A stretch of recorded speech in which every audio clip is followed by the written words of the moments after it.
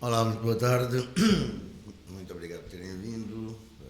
Ainda estamos a contar com mais duas pessoas, pelo menos, ou três. Mas pronto. Quero começar por agradecer à Trindade, sobretudo ao Diogo Infante, mais uma vez ter acolhido este ciclo, este segundo ciclo subjugado ao tema desta investigação. Ao António Pinto e a todos os colaboradores que têm integrado o apoio a estes ciclos. E ao convidado de hoje, o Luís Castro, muito obrigado. Nós já nos conhecemos há muitos anos e fizemos os dois de skinhead no corte de cabelo de Joaquim Sapinho e atualmente isso não é uma boa coisa. Não é. Mas bom, eu depois passarei a palavra ao Luís Castro e farei uma apresentação dele um bocadinho mais elaborada. Eu começo, como é o final do ciclo, eu faço sempre uma retrospectiva e o tema desta investigação era manifestações da sexualidade na performance teatral, efeitos e consequências de âmbito estético, ético e político, da estimulação sensual e erótica através da exibição e do voyeurismo. Estes dois conceitos, tanto o exibicionismo e o voyeurismo, foram os mais difíceis de serem aceitos no meio artístico devido à carga pejorativa que ganharam ao longo dos tempos e que as associa a práticas gratuitas ou fetiches, práticas gratuitas na arte de inserção de comportamentos sexuais ou mesmo dos fetiches que eu estava a referir. Inclusive houve algum desconforto com algumas pessoas que achavam que já tinha sido trabalhado o suficiente por realizadores como Pasolini e Fassbinder e afins, e os franceses, no erotismo, e portanto eu tive que começar por recuperar exatamente este conceito de sexualidade e munir-me de argumentos suficientemente eficazes para o fazer. Desta investigação, as consequências que decorrerem ou que estão a decorrer, entre elas interessam-nos sobretudo a questão da manipulação e estimulação sexual consciente, portanto, estimulação sexual consciente do espectador através de mecanismos de elaboração estética e espetacular e a repercussão ética e política, seja ela premeditada ou não. Gosto sempre de regressar a esta frase do Bataille, que aqui funciona como aforismo: um homem que ignora o erotismo é tão estranho quanto um homem sem experiência interior, exatamente porque, como vimos ao longo dos temas do ciclo, os conceitos de Eros e Thanatos estão na ordem do dia, sobretudo no que toca à psicanálise. E através da psicanálise também encontrei, sobretudo do Freud, este conceito da catexia, concentração de energia psíquica num dado objeto, investimento da energia psíquica de uma pulsão numa representação mental consciente ou inconsciente, como um conceito, ideia, imagem, fantasia ou símbolo. E para Freud, este conceito está associado à libido e à sublimação da fome sexual, ou seja, a não satisfação dessa pulsão sexual. Portanto, não fica aqui muito claro, ou fica, que se trata de uma representação, portanto, uma representação, algo que surge em vez de qualquer coisa, em lugar de qualquer coisa. Portanto, todo este processo levou-me a inferir e a resgatar as sexualidades como a não concretização de comportamento do ato sexual em si, mas antes como fantasia ou sonho em vigília de comportamento ou versus comportamento. também é preferível referirmos a sexualidades em vez de sexualidade, uma vez que ao longo da vida o indivíduo vai alterando as suas fantasias conforme a sua experiência pessoal ou por procuração, que é como eu designo a experiência que é feita através de relatos, de visionamento de filmes, de visionamento de espetáculos, inclusive da própria música. Porque o Pedro Amaral tinha essa rubrica na Antena 2 sobre o erotismo na música e o compositor que ele mais referia era o Wagner.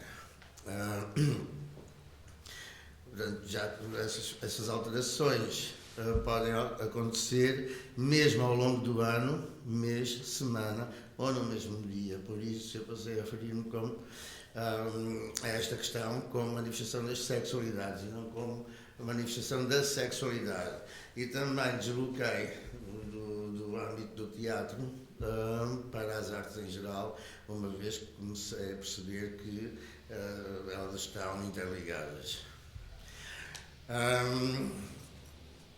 Isto já está, ok.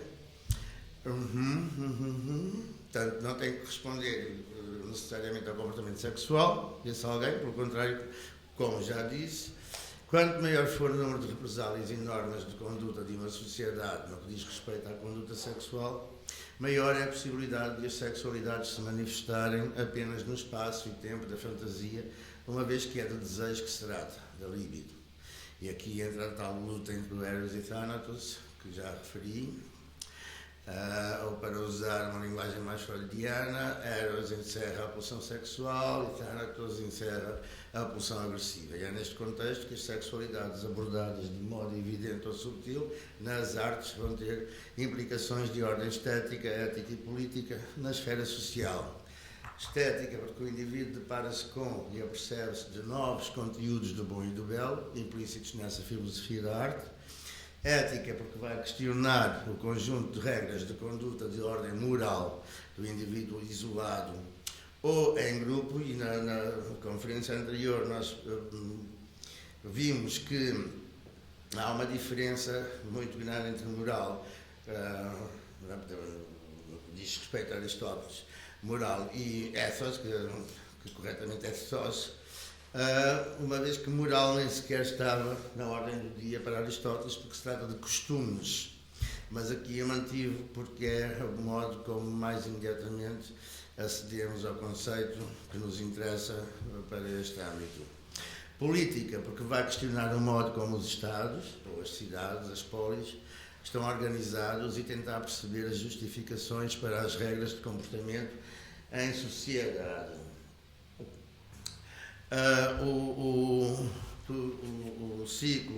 Os dois ciclos abordaram temas tão diversos como a desconstrução de géneros, a homoerotismo, a desconstrução de géneros. Eu trabalhei a versão da Bernarda Alba do João Garcia Miguel, do homoerotismo, perdão, foram 3 filmes do João Pedro Rodrigues.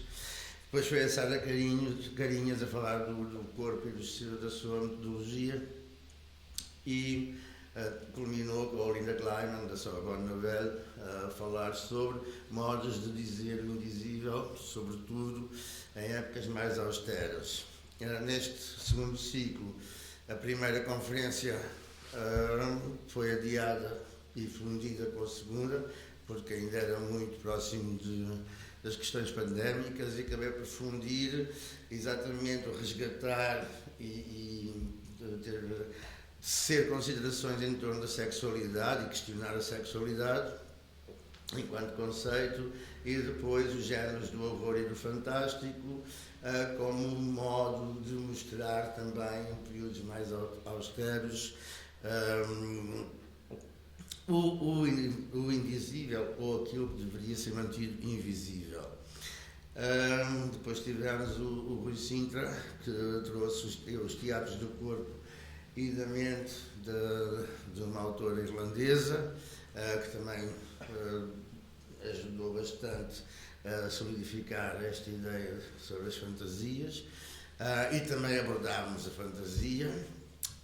Depois tivemos a Maria João Brilhante, no regresso a Aristóteles, exatamente sobre as questões do ethos e da construção do humano, portanto, o humano enquanto construção, que interessa sobremaneira para este tema, e para fechar os ciclos, os 2 ciclos, nada melhor do que o Luís Castro e o projeto que é em curso, e esperemos muito tempo, sempre da Carnarte, uma vez que eu considero a Carnarte, principalmente no tecido cultural nacional, mas acredito que também internacional, o exemplo maior do trabalho, do erotismo e da canalização para uma idealização, a ideação das fantasias tornadas acessíveis através de um trabalho sensorial muito complexo, vastíssimo e muito enriquecedor. Muito obrigado, Luís, por teres aceitado o convite e teres acedido a oferecer-nos a tua presença. Luís Castro nasceu em Nampula, Moçambique. Nampula. 1961, licenciou-se em Medicina Veterinária e em 1984 completou o curso de Língua e Cultura Italianas em 1990. Da sua formação artística fazem parte ateliês e estágios diversos, a frequência da Escola Superior de Teatro e Cinema, o curso de Teatro da Universidade Técnica, aulas regulares no Actors Center em Londres e o estudo de canto lírico. Domina fluentemente as línguas inglesa, francesa e italiana e trabalhou como ator entre 1987 e 2000. Em 2001 fundou a Carnarte, CPOAA, Criação e Produção de Objetos Artísticos Associação. Obrigado. Estrutura profissional dedicada à produção, criação e investigação artísticas, onde tem vindo a forjar um conceito que cruza as artes performativas e as artes plásticas. O Perfinst, espelhado em espetáculos destacados e premiados. Portanto, não é difícil o site a que podem aceder, é o nome da associação, depois é org, em vez de ser outro final, como é que se chama? O COM, o PT, as plataformas associadas e etc. Leciona como professor convidado na Escola Superior de Dança de Lisboa, na Escola Superior de Arte e Design das Caldas da Rainha, na Universidade Lusófona, nos Institutos ETIC, Restart, World Academy e Cascais School of Arts and Design. Agora, muito obrigado. Luís, eu gostava de iniciar esta conversa primeiro em torno, da Carnarte, claro, mas sobre este projeto do Gabinete de Curiosidades, porque tu tens uma descrição no site que é fascinante para mim e gostava que falasses um bocadinho desse regresso ao século XVIII, não é?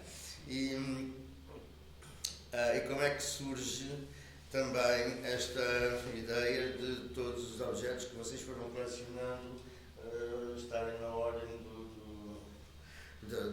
da construção deste exemplo em que o próprio espaço faz uma fusão artística e muito bem utilizada a arquitetura com todos os outros objetos que são de uma arte mais individualizável. Obrigado, Bruno, pelo convite, obrigado pela vossa presença, obrigado pelo apoio. Efetivamente, falar do Gabinete de Curiosidades, cuja fotografia, ou seja, que temos ali uma fotografia,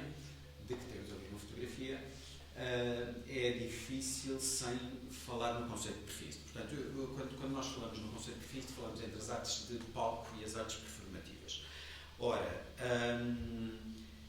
no início, tirando os projetos de Londres, que foi efetivamente onde a coisa aconteceu, mas isso falaremos noutra altura, no início, já depois, após a chegada a Portugal, os primeiros exigiram-nos, entre aspas, que para termos financiamento não fizéssemos as coisas experimentais que andávamos a fazer em Londres, mas sim fizéssemos um texto de autor português.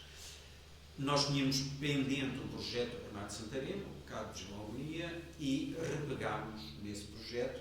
E, portanto, os primeiros tempos do conceito, que já lá vão 25 anos, que andamos a trabalhar no Perfiste, os primeiros tempos do conceito eram muito teatrais, eram muito perf. Deixem-me explicar-vos que a palavra Perfiste vem dos conceitos performance, portanto, ligada à interpretação, às artes de palco, e instalação, ligada às artes plásticas. Portanto, Perfiste, juntámos, porque em Londres criámos um espetáculo que não era nem performance nem instalação, eram as duas coisas, não era teatro-dança, não era dança, não era artes plásticas, enfim, pronto, foi assim muito rapidamente que surgiu o conceito, que depois fomos desenvolvendo. Portanto, no início, no espectro, digamos assim, de 96 até agora, até 2014, vá lá, os espetáculos eram mais teatrais, primeiro com os atores a dizer texto, depois o texto passou a ouvir-se gravado, depois os espetáculos sem texto, mas eles sempre muito cruzados e muito diferentes. Portanto, as fórmulas não eram seguidas, mesmo as fórmulas ganhadoras não eram repetidas. O que nos interessava era efetivamente a investigação. Os últimos espetáculos, bem, tirando os da pandemia, que obviamente tiveram que ser online, e isso enriqueceu o conceito de um outro ponto de vista, fizemos um ou dois de que nos orgulhamos muito. Os espetáculos têm vindo a ser efetivamente mais plásticos, mais como é que eu ia dizer, matemáticos, esquemáticos, ou seja, o público tem que decifrar guiões, tem que seguir mapas, etc., para encontrar as diferentes instalações, as diferentes performers e se apropriar então da mensagem, entre aspas, subjacente ao espetáculo. Enfim, podemos chamar espetáculo. Isto foi gerando, ao longo dos tempos, também pela minha pulsão, não só a minha formação em veterinária, mas a minha pulsão de colecionadora em relação a objetos e o meu fascínio pelo artesanato tradicional português e pelas antiguidades, etc., foi gerando uma coleção de objetos muito significativa. Quando nós tivemos sem espaço durante 5 anos, depois entre 2000 e 2009 habitámos a secção de Anatomia da Faculdade de Medicina Veterinária, da antiga Escola Superior de Medicina Veterinária. O espaço era onde existe agora a atual Polícia Judiciária, portanto foi abaixo para a construção do edifício da Polícia Judiciária, e nós ficámos ali durante 2 ou 3 anos entre a Galeria Monumental e um espaço cedido pela Câmara à frente do Teatro Meridional, em Brevila. E em 2014 a Câmara cedeu o antigo ateliê do escultor Ladon Henriques à Carnarte a troco das obras, ou seja, o espaço estava em muito mau estado, chovia lá dentro, estava pejado de objetos, o Ladon tinha morrido há uns anos, estava completamente vandalizado, enfim, estava num estado deplorável. E portanto a Carnarte ficou com o espaço, durante 4 anos fizemos obras, íamos fazendo espetáculos aqui e ali, ou fora de casa, ou afastando os destroços e fazendo espetáculos ora aqui, ora ali. E em 2018 o espaço estava completamente pronto e pronto. Depois veio a pandemia, etc. Pronto. Mas este espaço, pela sua peculiaridade, porque tem efetivamente uma arquitetura interior muito específica, aquelas mezanines já existiam do tempo do Ladon Henriques, o que nós fizemos foi abrir e ligar os espaços, porque na verdade eram 3 espaços em vez de 1. Na verdade nós dizemos que era o ateliê do Ladon Henriques, mas ele era o ateliê de 3 entidades. Portanto, do Ladon Henriques, uma metade do armazém, que é esta metade que vocês aqui veem.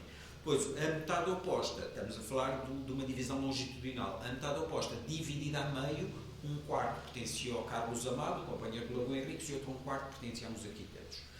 E, portanto, tinham 3 leituras arquitetónicas interiores completamente diferentes, portanto, a nossa preocupação para já foi pô-las a comunicar. Depois foi tirar paredes e tapumes, e esta parte aqui de baixo, que eram as oficinas do Ladon Henriques, não tinha chão, este chão de cimento fomos nós que fizemos, e não tinha luz, portanto, eram pequenos gabinetes, espaços de trabalho, do ferro, da pedra, etc., estavam pejadas de materiais e não havia nunca luz do dia a passar para aqui.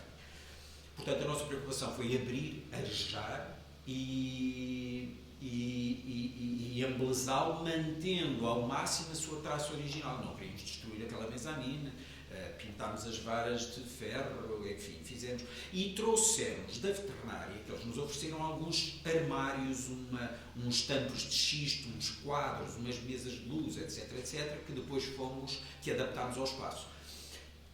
O espaço surgiu imediatamente como o lugar perfeito para todos os objetos que nós trazíamos, e a coleção dos objetos de naturalia, ou seja, vegetais, minerais e animais, era imenso.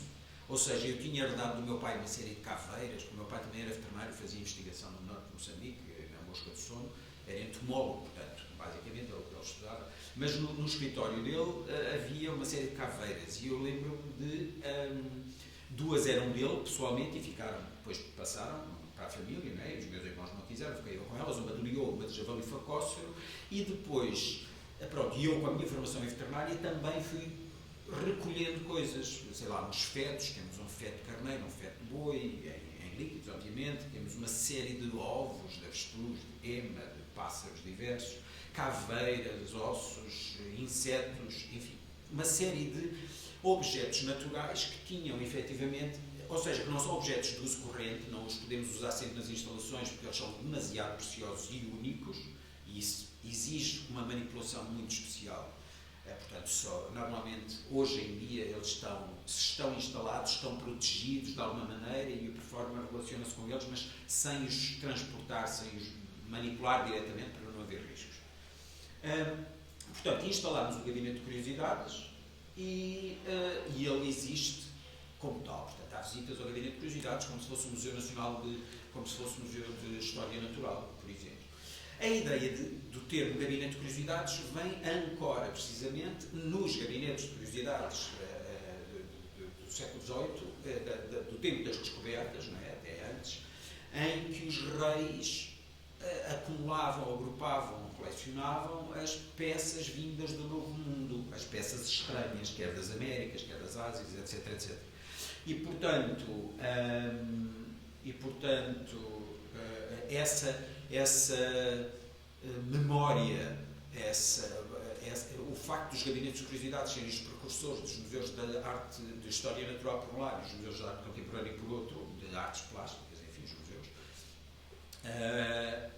interessou-nos muito, e, portanto, acabámos por lhe chamar Gabinete de Curiosidades Carnart, em vez de Espaço Carnart, que era o que se chamava o espaço da veterinária, e que era muito mais performativo, na verdade, menos objetual, menos direcionado do que este. Pronto, portanto, é daí, Bruno, não sei se me alonguei muito, mas pronto, é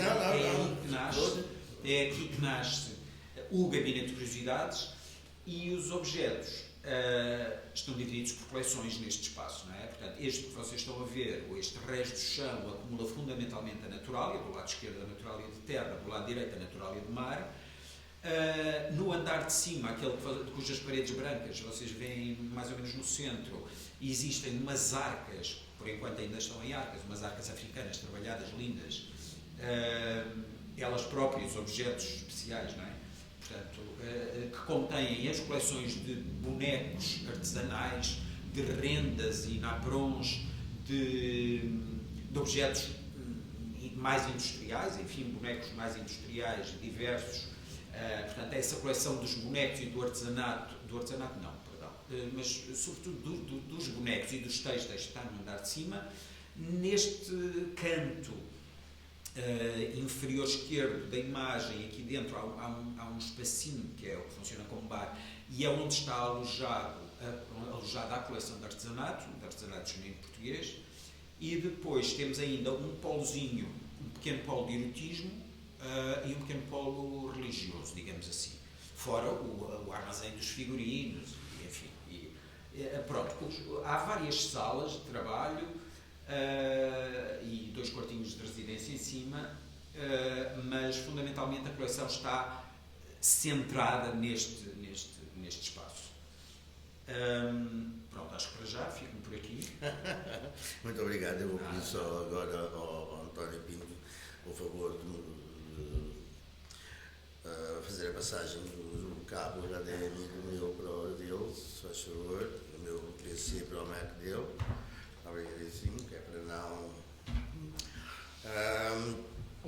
Sim, fascinante porque ao mesmo em simultâneo eu associo, e não sei se será o teu caso, mas calculo que haja alguma ligação também nesse sentido. Eu associo bastante esta questão o teu historial de formação na veterinária, mesmo como já percebemos que também vem da sequência ou aqui no sentido de seguir ao teu pai, não é? Que também trabalhava com as questões biológicas. Já aí se nota uma grande atração por aquilo que os sentidos podem conhecer, não é? Os sentidos como nós, os sentidos, os 5 habituais. Portanto, sendo a sensualidade uma coisa que está associada aos sentidos e sendo o erotismo comoção de vida, há aqui já um perfil que podemos desenhar como uma grande dimensão de entrega e de interesse nessa questão da vida das pessoas, mais no questionar outras instâncias, mesmo que elas estejam implícitas.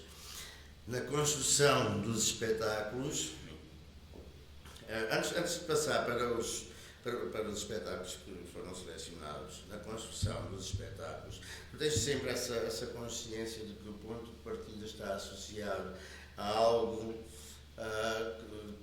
ligado à sexualidade e ao erotismo, ou acabas por descobrir, isso já é um projeto, já faz parte do projeto do vosso Perfinste, do vosso projeto de Perfinste, ou vai sendo de acordo com cada espetáculo, ou acontecendo com cada espetáculo? Eu acho que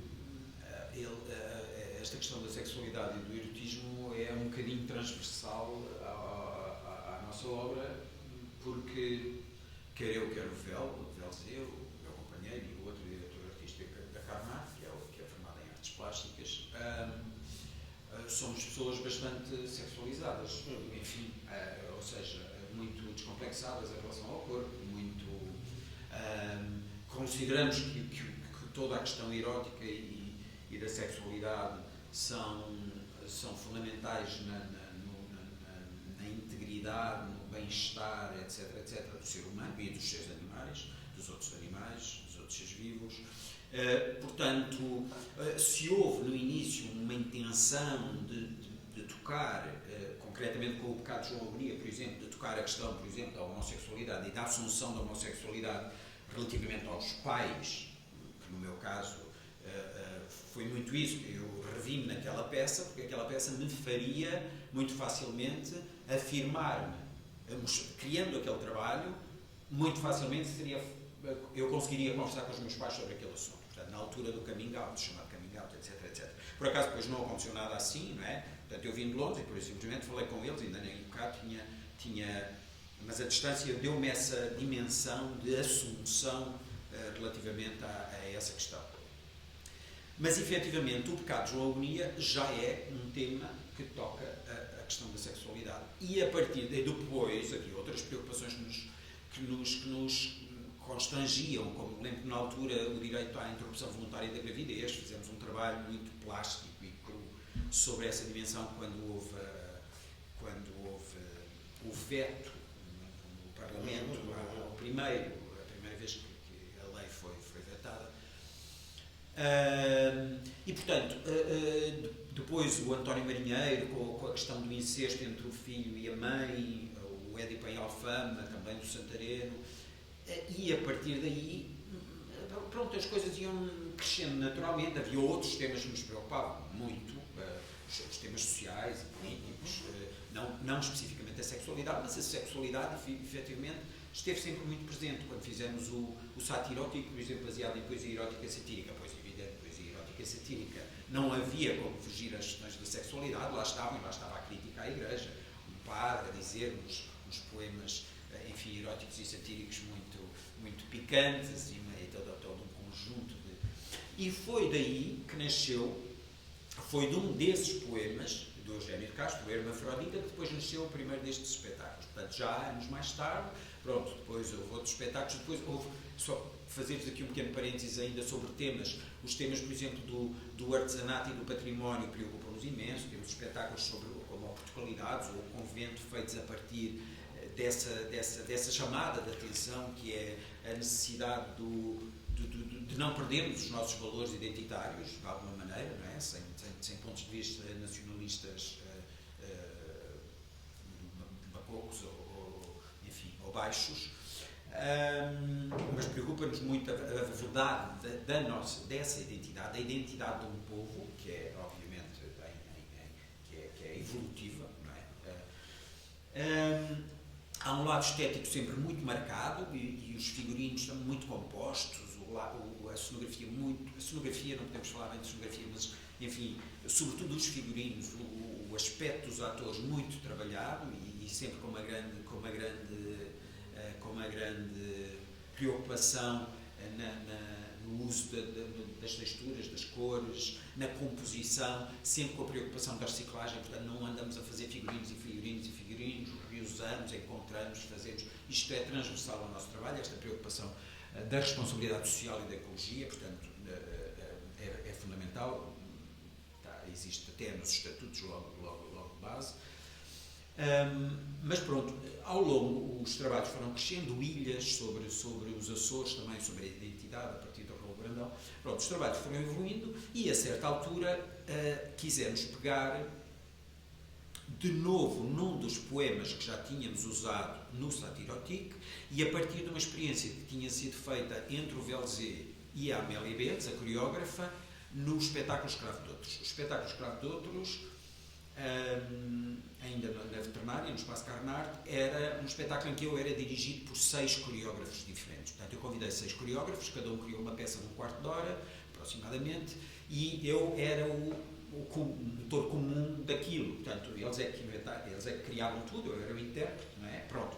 Havia uns mais preocupados com o lado do perfince propriamente dito, outros mais com o texto, outros mais com o movimento, e fomos trabalhando assim. E a Amélia Bentes, na sua peça, que era uma peça muito crua, em que eu despido, caía, mexia-me por todos os lados, pronto, era uma espécie de viagem no tempo, digamos assim, desde os primórdios até ao futuro, sei lá, as galáxias, era uma viagem toda ela muito intensa, que depois acabava com o corpo parado e uma projeção do meu corpo no meu corpo, o meu corpo em movimento sobre o meu corpo fixo, despido.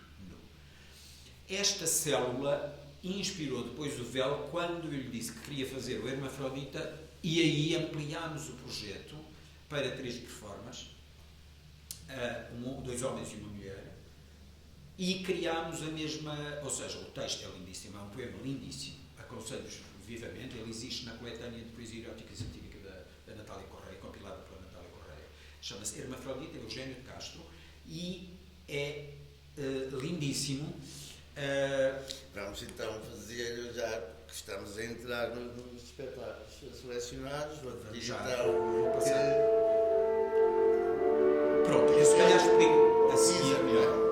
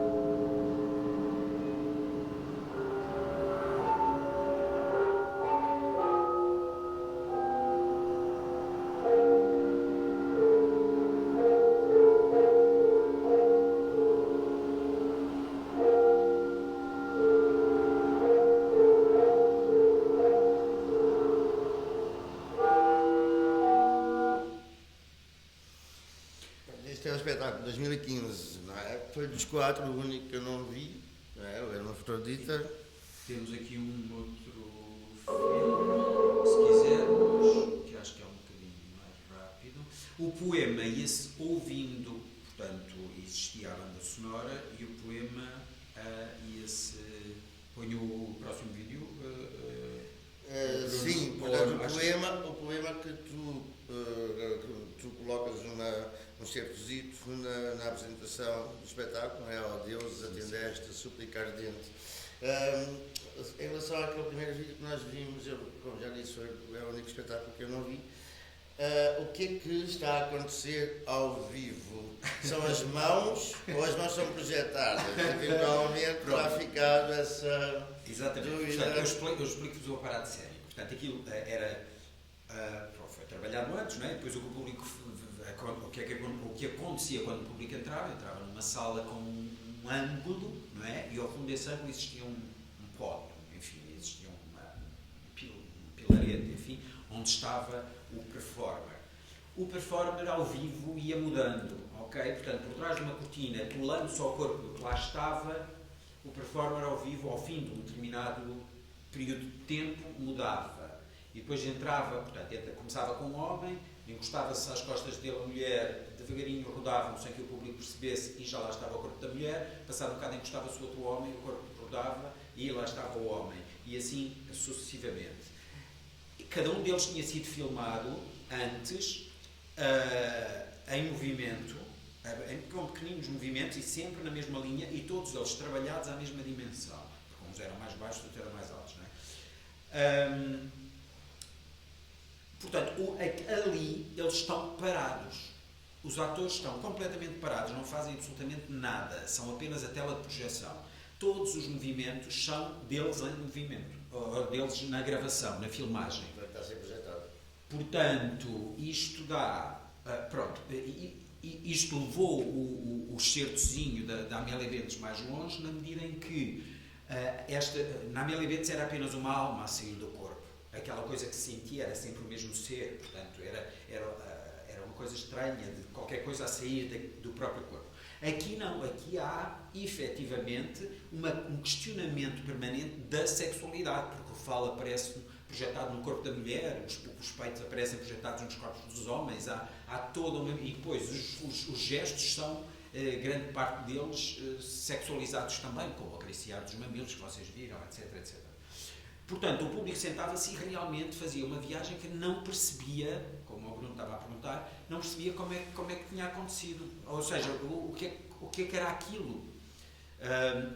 E, portanto, tornava a dimensão do poema, porque isto tudo dura o tempo do poema, portanto, há uma música inicial, depois o poema entra, o poema é longo, e depois fecha com música, etc, etc.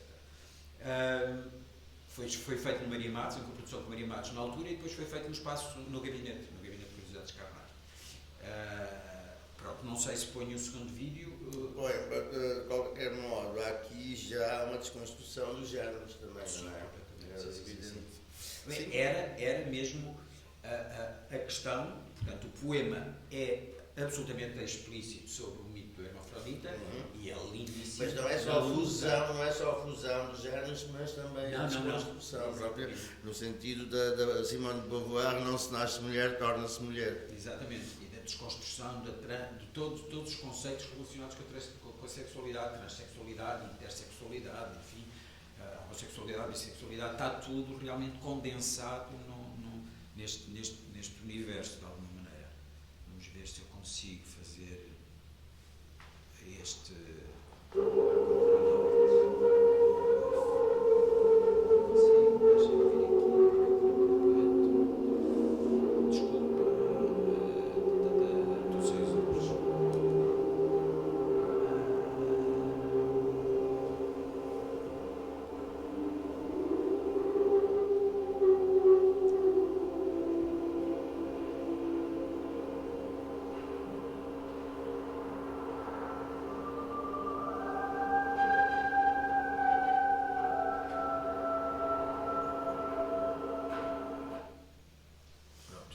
Este é muito curtinho.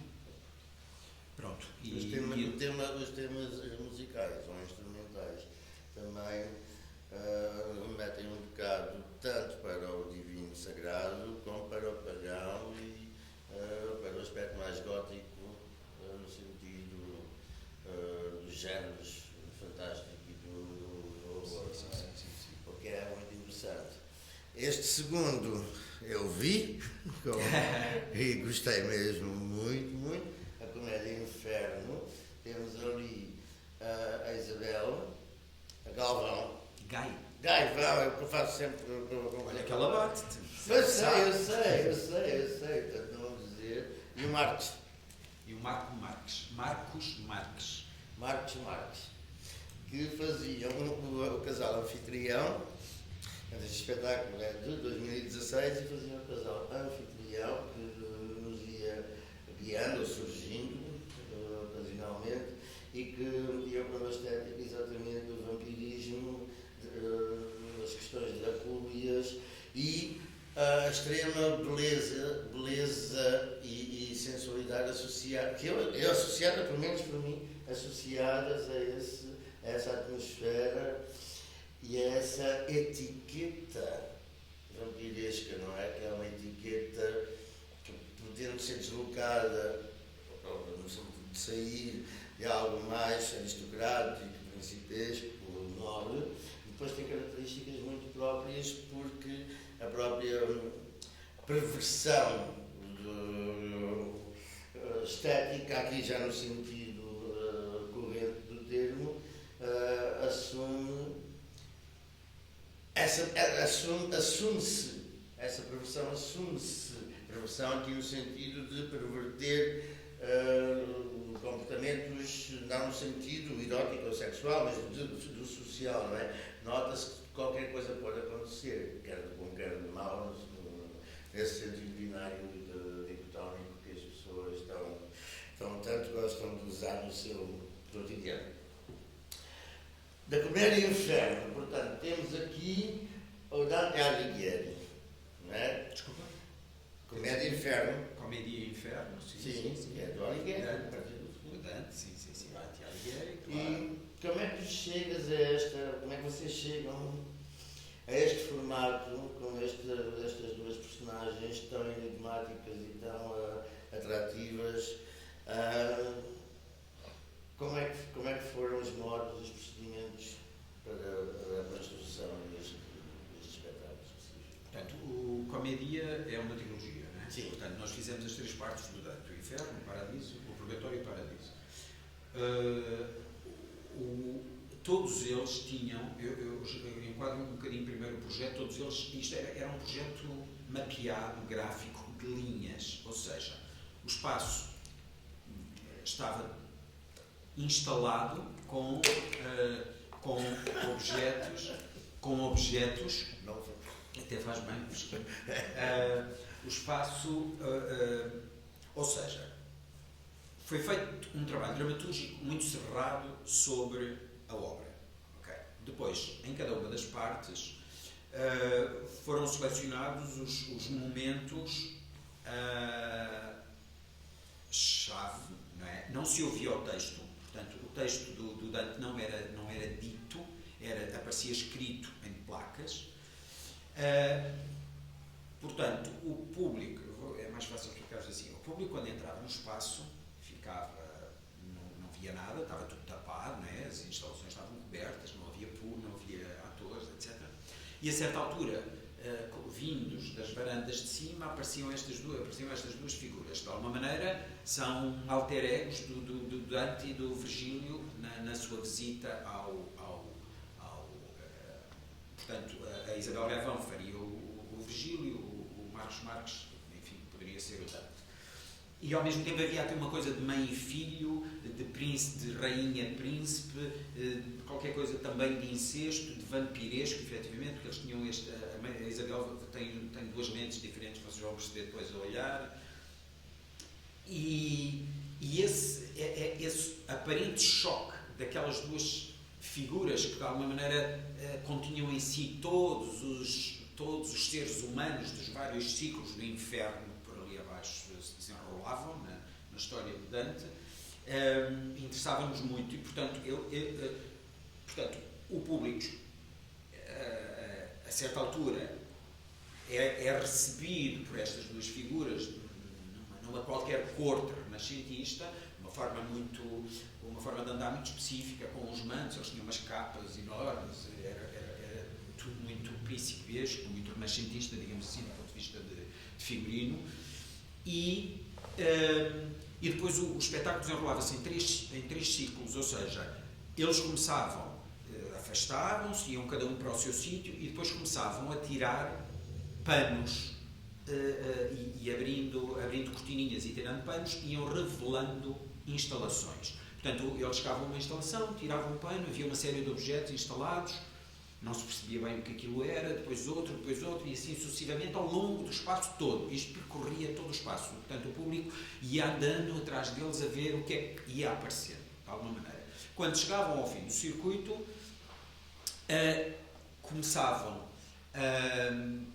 pegavam cada um deles numa agulha e num novelo e passavam uma linha com uma agulha em camarões que existiam colocados, aparafusados em todos os tetos de madeira, e eles iam passando a linha e a linha ia ligando o trajeto da viagem.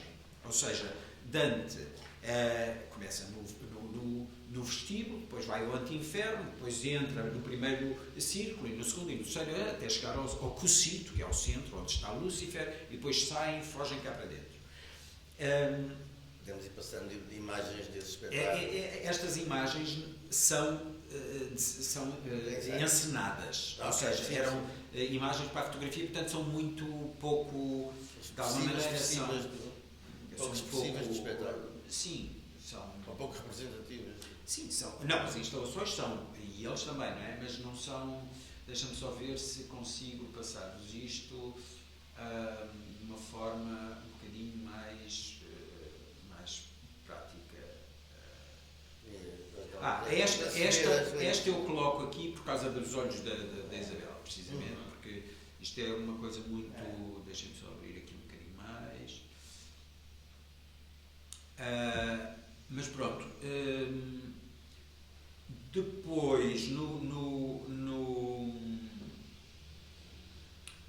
isto era a instalação, por exemplo, dos avaros, que tinha ouro, moedas, cobre, e depois havia uns dentes. Portanto, todas as passagens do Dante inspiraram cada uma das instalações, obviamente, e eles destapavam-nas e mostravam-nas. Depois passavam as tais linhas que ligavam todas as instalações, e portanto as pessoas era só seguirem as linhas e estavam a fazer a viagem do Dante, de alguma maneira, só em último lugar, os 9 círculos do inferno, e só em último lugar é que eles viravam umas placas que estavam escondidas, ou seja, que o público não percebia, umas placas identificativas, então, que contextualizavam a instalação na obra do Dante. Portanto, eles ficavam a saber que aquilo era o 9º círculo e tinha alguns dos tercetos do Dante, e, portanto, as pessoas tinham finalmente a possibilidade de descodificar aquilo que até ali tinham andado, de alguma maneira, a intuir, ou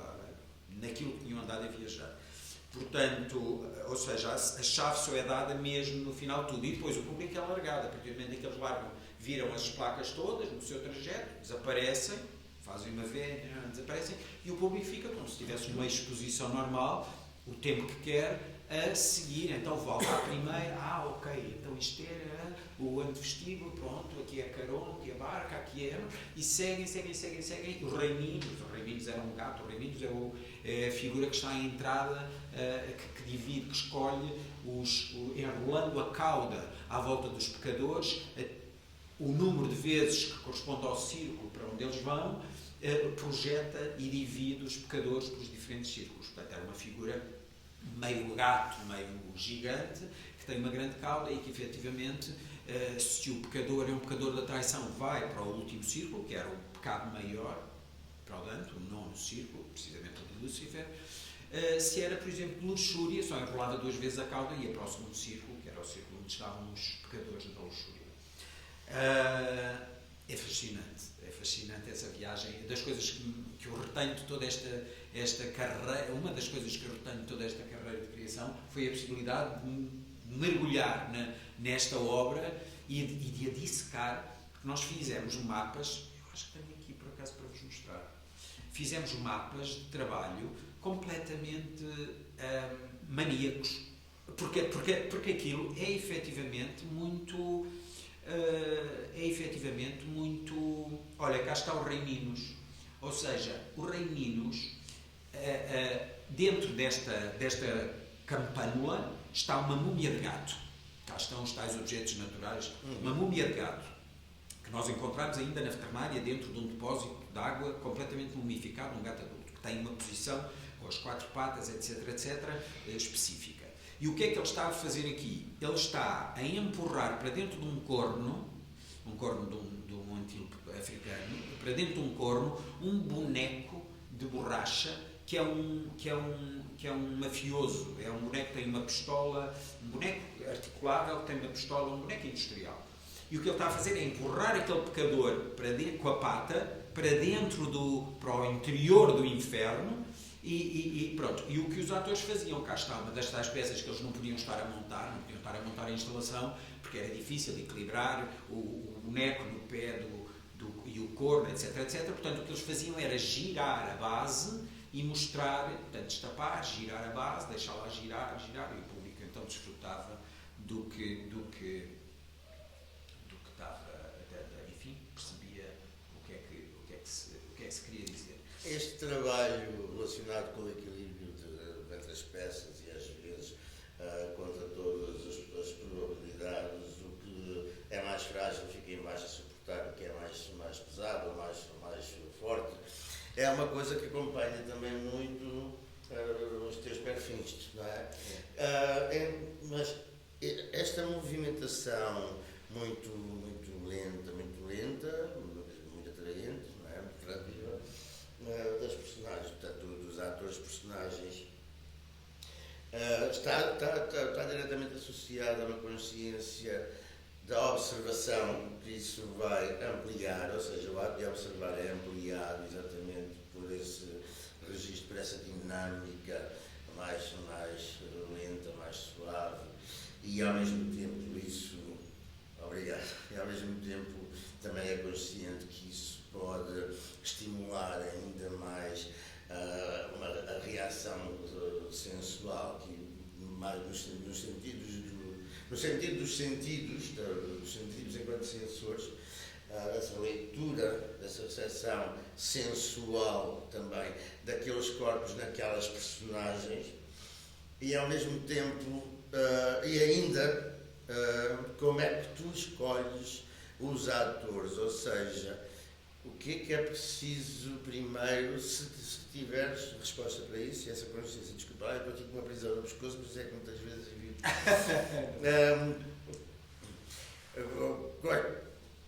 Tu conheces os atores, ou lembras-te dos atores, ou viste os atores, e dizes gostava de trabalhar, ou como é que isto tudo se conjuga?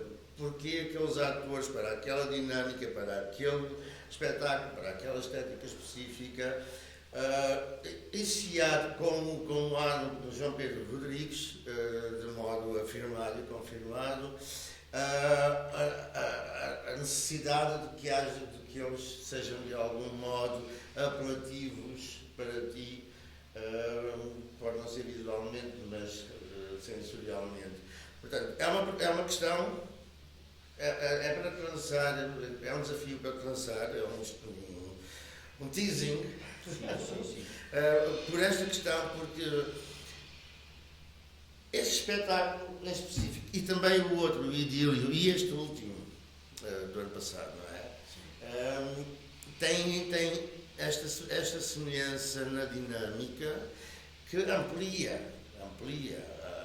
o ato de observação, não é?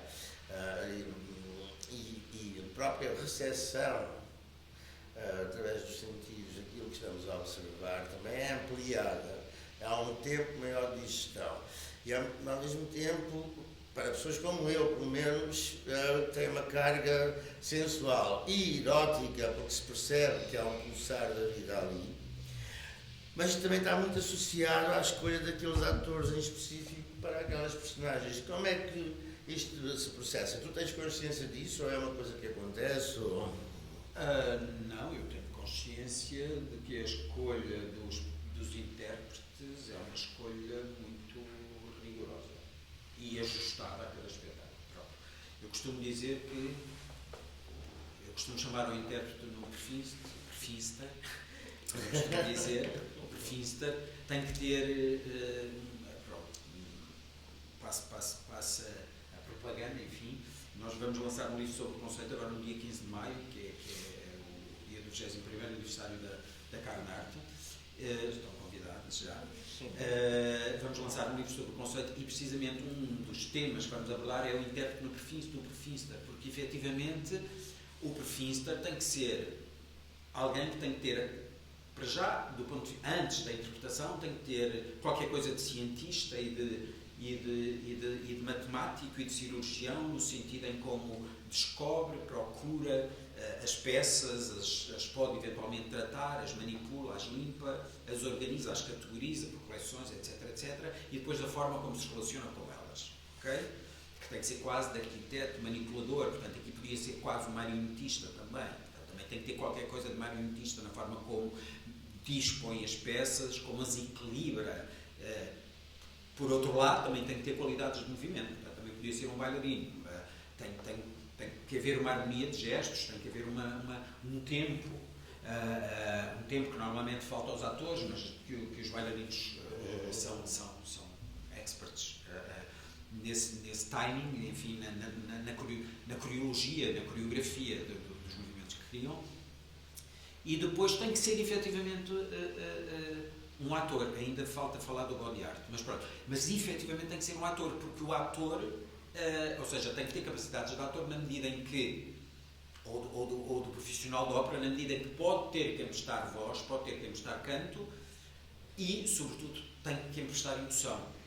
Embora a emoção não se possa sobrepor à mensagem da instalação.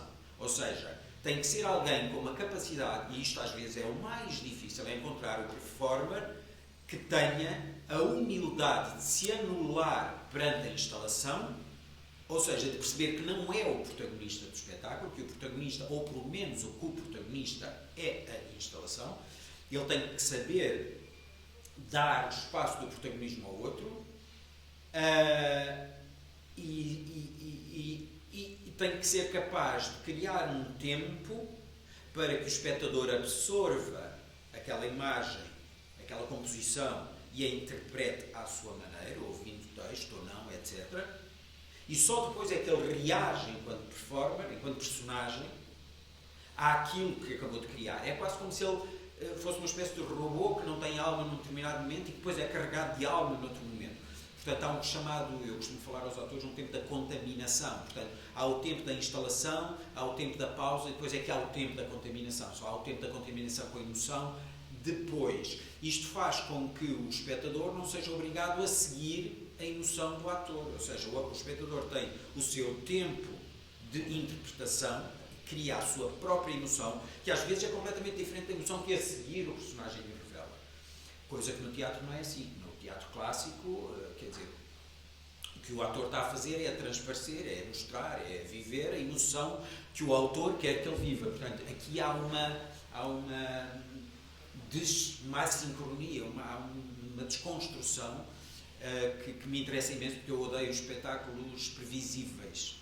Aliás, logo no início, quando fizemos o Pecado, a dramaturgia do Pecado era trocada de ordem, ou seja, eu peguei no texto do Santareno, limpei, porque aquilo eram 3 horas e meia, portanto fiz uma dramaturgia muito cerrada sobre o texto, deixando as passagens fundamentais, e depois troquei as cenas, criei dos 3 atos e 3 quadros que ele tem, criei cerca de 70 cenas, ou 100, já não me lembro, porque o António Marinheiro tinha 100, um deles tinha 100 e outro tinha 70, francamente agora já foi há anos, não me recordo, mas essas 70 cenas depois eram trocadas de ordem. Portanto, quando o público entrava na sala, o que via era os atores, e depois nos próprios atores havia grupos de atores diferentes, mas isso não interessa agora, isso é outra leitura cénica, uma dramaturgia cénica, que ia nos levar muito tempo, mas do ponto de vista de texto, do ponto de vista dramatúrgico, o que eles viam era uma cena do segundo ato, uma cena do primeiro, uma cena do terceiro, uma do quinto não havia, pronto, as cenas, portanto, aliás, o espetáculo começava com a cena, a penúltima cena da peça do Santareno, da ordem do Santareno, que é quando se percebe que o filho vai ser morto, enfim, pronto. Isto para vos dizer que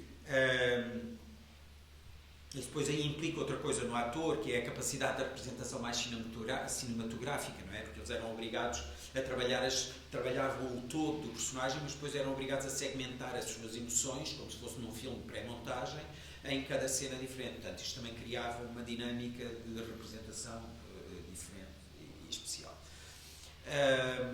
Mas isto, para vos falar um bocadinho, então, portanto, quando eu escolho os performers, eu normalmente varia muito. Eu não considero o conceito estético, o conceito da beleza pré-estabelecido, não diz muito. Eu acho que todos os corpos são belos, francamente. Portanto, tanto posso ter uma atriz muito velha, muito esquelética. Gosto muito dos corpos nus. Acho que os corpos nus têm uma força de comunicação que o corpo vestido não tem. Pronto, isso aí, mas tem que ser um corpo nu relaxado, um corpo nu confortável, um corpo nu... mas, portanto, tem que ser alguém que não fique espartilhado na questão da beleza tradicional do corpo, não é?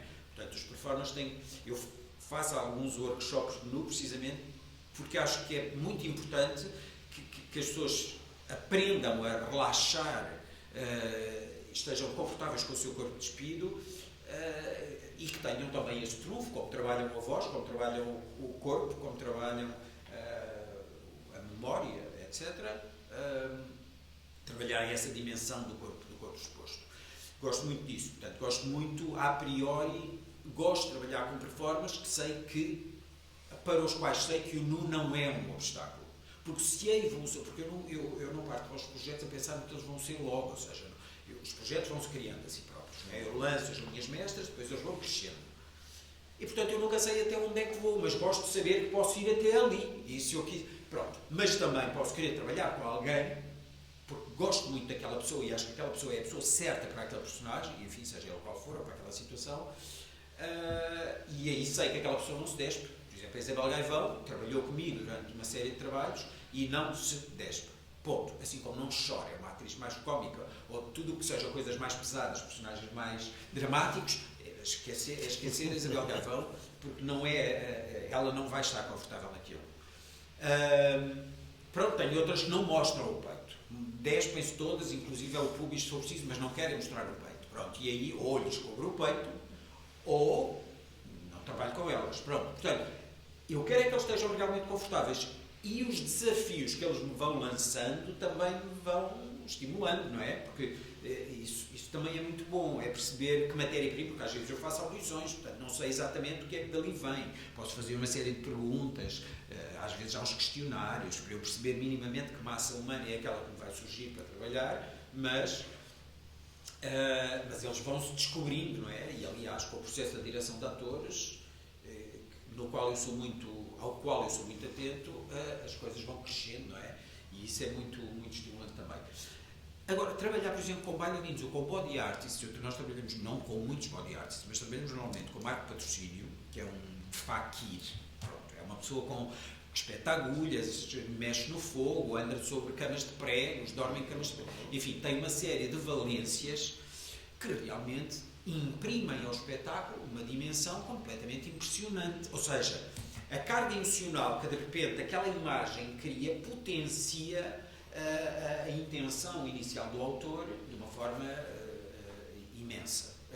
Com Comédia Paradiso, por exemplo, tinha a terceira parte da trilogia, tinha uma atriz que fazia o percurso todo, tinha uma guia anfitriã que fazia tudo, e na última sala ela abria a porta e vê-se um escadote, e nesse escadote está um corpo de costas, que seria o Dante, e as mesmas placas identificativas dos 9 círculos, neste caso do paraíso, porque a obra do Dante é arquitetada em 9 círculos sempre, os 9 círculos do inferno, os 9 círculos do purgatório, os 9 círculos do paraíso.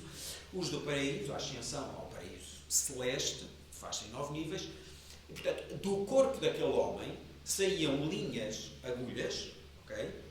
Portanto, o corpo dele estava cravejado de agulhas inofensivas, agulhas de acupuntura, até eu consegui pôr ele dizia, não, tu também consegues, efetivamente, não é muito complicado, é só uma pessoa realmente concentrar-se, custa menos do que uma injeção normal. Portanto, o corpo dele estava pejado de agulhas, pejado não, tinha 9 agulhas, que eram tantas agulhas quanto os círculos e de cada uma delas saía uma linha que ia ter ao respectivo círculo do inferno. Portanto, o círculo dos pecadores, porque ainda havia pecadores, da luxúria saía da zona do pubis, por exemplo, a agulha estava localizada não no pênis propriamente dito, mas na zona do pubis.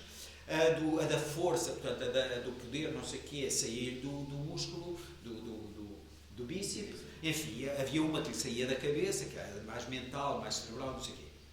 Ora, quando o público entrava ali, aquilo era logo uma coisa muito estranha. E quando a Beatriz se aproximava e libertava este Dante destas agulhas, porque era ela que tirava as agulhas e depois ia revelar as placas, etc., no meio de uma série de ações em que libertavam uns gatinhos bebés, no meio de umas pétalas de buganvília, uma coisa super poética, linda, de morrer sobre uma mesa de luz muito bonita, que contrastava com esta dimensão crua das agulhas, tornava o todo, efetivamente, um objeto muito especial, muito aliciante, talvez a parte mais...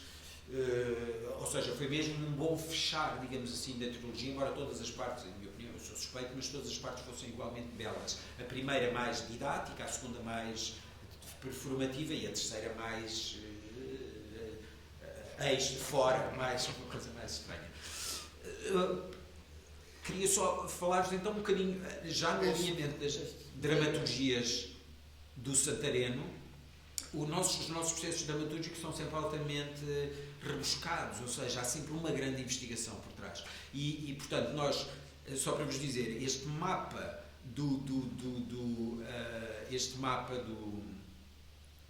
que eu tenho aqui mesmo em Excel, o mapa vamos ver se eu consigo passar o Excel, que se calhar faz mais sentido. É muito rápido, é só para vocês perceberem mais ou menos o que é que isto é. Este mapa corresponde aos diferentes... Portanto, temos o número das páginas, só para vocês perceberem mais ou menos o que é que...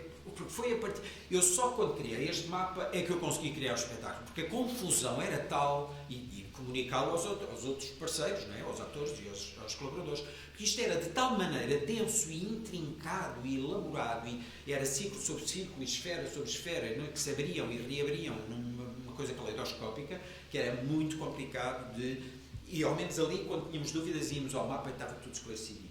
Portanto, temos as páginas de cada canto, depois cada canto divide-se em círculos, portanto temos o canto, temos o círculo, neste caso o nome do círculo.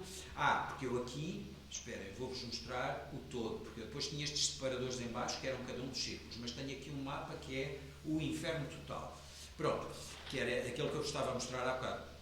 Portanto, temos as páginas, o canto, os tercetos que lhes dizem respeito, personagens, momentos de performance especial, objetos, instalação, momentos importantes de texto, visões que eram sugeridas, ambiências que eram sugeridas, depois as imagens do Doré, porque eu trabalhei sobre as versões, uma versão do Círculo de Leitores que tem 3 tradutores diferentes, não quis cair para a tradução do Vasco Graça Moura, que é muito enervante, porque é muito presa à métrica e, portanto, não tem alma nenhuma.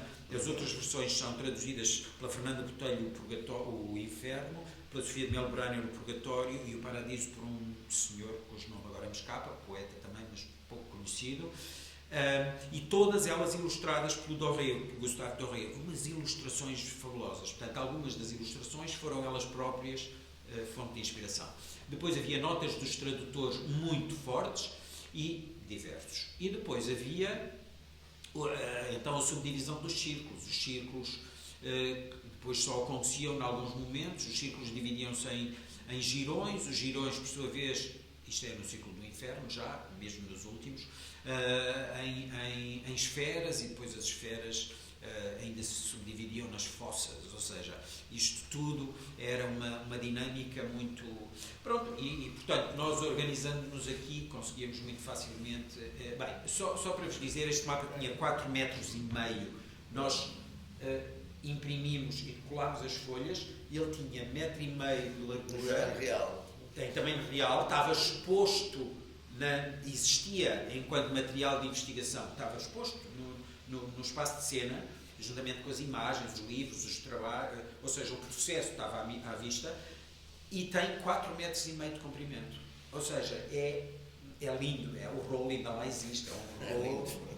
Lá está no gabinete à espera, na parte... O trabalho de mesa acabou por integrar o trabalho. Exatamente. Só para terminar aqui a questão da escolha dos atores, portanto, os procedimentos são os mesmos para corpos masculinos e femininos. Sim. Vamos então passar para o Idílio, que também tive o grande prazer de ver, e este é inspirado no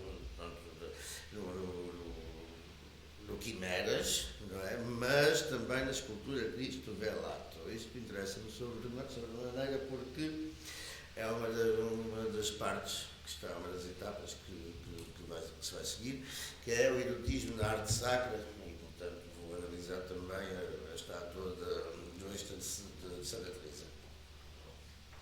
Portanto, estamos a ver, este aqui é a imagem, não é? O partida, o Cristo Velato. E depois, portanto, este espetáculo também, mais uma vez, aliás, o tempo, o timing era ainda mais lento, era quase que se conseguia ver frame a frame, mas não por saltos, ligado, e criava uma ilusão óptica que às vezes estávamos tão dentro e quase que não percebíamos como é que de repente já estava minusculamente alterado. Não é? E todas elas tinham as lentes iguais. Para isto jogava a capacidade realmente performativa das 3 jovens bailarinas. Portanto, havia 3 recém-licenciadas bailarinas que tinham feito um workshop comigo e que eram muito especiais. Depois havia havia mais 2 personagens, havia uma espécie de madre superiora, a Xana Laguz, e fazia a figura da Madre Superiora. Se podemos chamar às 3 raparigas as noviças, todas vestidas de branco, expunham o peito, a Madre Superiora vestida de negro expunha o sexo e não o peito. Estas 3 ilhas que existiam. Este espetáculo e o Quimeras são espetáculos gêmeos. Portanto, Quimeras foi feito no Teatro Nacional de São João, no Mosteiro de São Bento da Vitória, e depois foi transposto para a Carnat, foi adaptado e foi-lhe dado um novo nome, Idílio, mas na verdade eles são um replicante um do outro. Vá lá. Portanto, eu tenho imagens do Quimeras e tenho imagens do Idílio para vos mostrar. Mas, portanto, estas... o corpo velado, o bailarino que está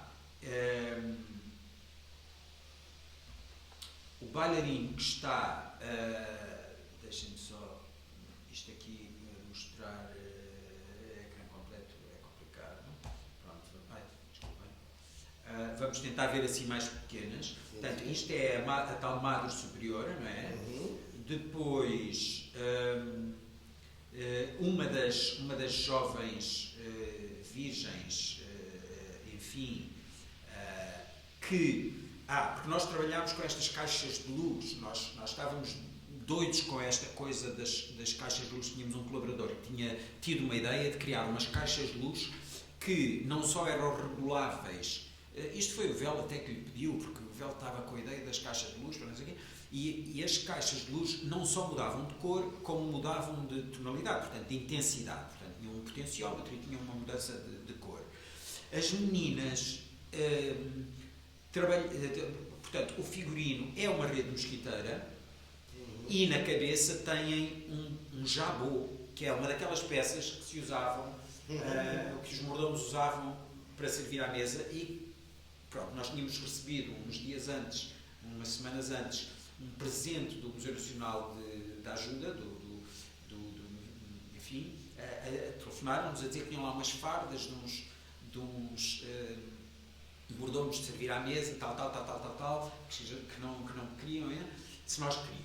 Nós fomos lá ver as fardas e, efetivamente, a peça das fardas que mais nos agradou foi os jabôs, mas, pelos vistos, os jabôs agradavam muita gente queria os jabôs, portanto, eles só nos queriam dar um jabô e foi preciso lutar muito, e lá nos deram 5 jabôs, e 3 deles eram usados pelas meninas nesta espécie de cabelo. Portanto, o Vel inventou aqui uma coisa que lhes tapava o rosto, portanto, elas existiam fechadas num casulo, como o Bruno dizia há bocado. Portanto, elas existem fechadas no idílio elas estão dentro de uns caixões, aqui estavam em cima de uns estrados, mas completamente tapadas, fechadas sobre as mesas de luz. É uma imagem do Quimeras. Isto é uma imagem do Quimeras. Portanto, outra. E depois não havia mais luz, ou seja, a luz só incidia sobre o Cristo, depois mais adiante, e sobre a Madre Superiora. Portanto, as noviças não tinham mais luz, senão a luz que manipulavam da sua própria caixa de luz. Isto era um dos momentos da Madre Superiora, que tinha uma grande saia. Todas elas tinham estas crinolinas também, estas saias, estas coisas que nós também, todas elas tinham isto e manipulavam e jogavam com isto. Esta era do figurino da Madre, que não tem nada por baixo, senão, como vocês veem, senão a meia transparente. Portanto, quem se aproximasse dela percebia o pubis, e enfim. E tem na cabeça uma máscara feita pela Ana Magalhães, uma artesã de têxteis, umas máscaras que a Ana trabalhou connosco e que nós adoramos e que já usamos várias vezes noutros espetáculos. Portanto, isto é uma das relações com as crinolinas e com o movimento, etc. Portanto, elas iam-se levantando destas coisas, depois desciam, levavam as caixas de luz ao centro esse onde existia tapado um grande túmulo, vá lá, onde estava deitado o Cristo. Portanto, o performer que fazia o Cristo tem capacidades de yoga, etc. E, portanto, permanecia imóvel durante 1 hora e depois era destapado e não faz nada senão replicar a imagem do Cristo velado. Portanto, exatamente a posição do braço, tínhamos as almofadas que faziam levantar o corpo aqui e ali e, pura e simplesmente, o que acontece é que esta equipa de 3 noviças e uma Madre Superiora desvelam um corpo numa espécie de um ritual sagrado. Portanto, o Nuno Carinhas, na altura era o diretor municipal de São João, o diretor nacional de São João, dizia que isto era uma visita, isto foi uma visita ao Santo Sepulcro. Bem, que visita ao Santo Sepulcro, Luís! Porque isto, efetivamente... Mas continua a ser imagens do Quimeras. Continuam a ser imagens do Quimeras que vão Temos acabar que mostrar aqui. mas do idílio, que é o que está... Porque no idílio elas estavam posicionadas de modo próximo e conseguia ter-se uma perspectiva panóptica delas. Era. No idílio o espaço era todo ele muito mais concentrado, era no gabinete e não havia a mesma dimensão, muito menos público.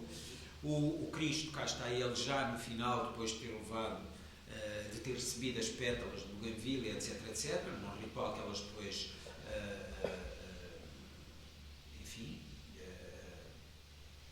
desenvolviam. Deixem-me só ver o que é que se passa aqui. Portanto, é ele outra vez. Portanto, isto era uma das imagens. Portanto, isto foi a altura do ensaio em que nós estivemos a procurar realmente as curvas do colchão e as curvas das almofadas para ele ficar o mais confortável possível por um lado e replicar a imagem original do Giuseppe San Martino. E, finalmente, as atrizes no idílio. Fotografias do Olímpio Padilha, umas belíssimas fotografias que este senhor faz, e cá estão, elas aqui ainda estão dentro de uns caixões, umas grandes caixas que existem no espaço, que têm um tanto de rede, e elas existiam lá dentro e depois iam abrindo a tampa, iam saindo, era o que correspondia aos estrados no Mosteiro de São Bento da Vitória. Aqui é um dos momentos dentro da crinolina, com a caixa de luz dentro da crinolina, e o momento do levantar. Portanto, isto é um ponto de vista do caixão.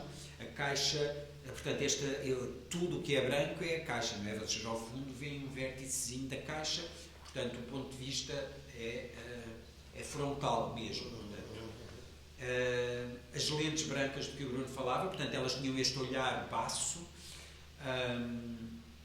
Mais uma vez, também remetendo para o fantasmagórico. Sim, ao desalmado, esta coisa de serem criaturas do além, porque eu dizia-lhes que elas eram, de alguma maneira, pedra também, elas eram um mármore informe, que depois vai ganhando vida, o mesmo mármore que compõe o Cristo. Mais uma vez encontramos aí esse encontro, não é, entre o fantasmagórico, o fantasma, a fantasia, o erotismo, a sensualidade, e aqui aplicado a um tema cá estão os caixões. Portanto, os caixões depois de abertos os tampos ficavam apoiados numas traves, não é? Na imagem do fundo, na personagem do fundo vocês veem, portanto está por trás dela a tampa do caixão, portanto elas é que aplicavam os pés e depois saíam destas caixas para se encaminharem com as mesas de luz, entram para o centro onde estava, onde se submetiam às ordens da Madre Superiora, que então passava a partir daí a comandar o ritual do desvelar do corpo. Pronto, isto era o figurino. E isto é um dos momentos em que uma delas dá a mão à Madre Superiora, que depois, à medida que vai tirando o manto que cobre o Cristo, vai-o enrolando à volta da cintura sobre a sua crinolina. Portanto, ela vai ficar com uma grande saia negra que é instalada a partir da crinolina, da seda que ela tirou de cima do Cristo. Pronto, portanto, estamos a falar de Idílio. E a Madre Superior aqui também, para além de utilizar o poder de modo que pretende sobrepor-se à vontade das noviças, não é? Há aqui o exercício também algo sádico mental da parte dela, não é? Porque o próprio Sade, quando escrevia aqueles escritos altamente sexuais e às vezes violentos para alguma mentalidade mais burguesa, era exatamente para desafiar o sistema, porque sabia que através desses escritos mais imediatos e mais gráficos conseguia abalar a política, a moral, todo o modo como as coisas funcionavam, ou tudo aquilo que regia o Estado naquela altura, que ainda era bastante que se sobrepunha ao povo. Podemos então. Deixa-me só rematar, nós chamamos de Madres Superiores, mas elas às tantas também eram a abelha mestra e as abelhas. Ou seja, a Madre Superiora era mais uma das possibilidades. Eram mármore, eram abelhas, enfim, era uma série de coisas. Não é? E isto também são estímulos, voltando à questão do ator, da direção do ator, a direção do performer no performance também não é a direção de atores tradicional. A direção de atores tradicional é maravilhosa, eu adoro fazê-la. Mas esta direção de atores implica outro tipo de abordagens que são muito, muito, muito sedutoras também. Mais abrangentes, mais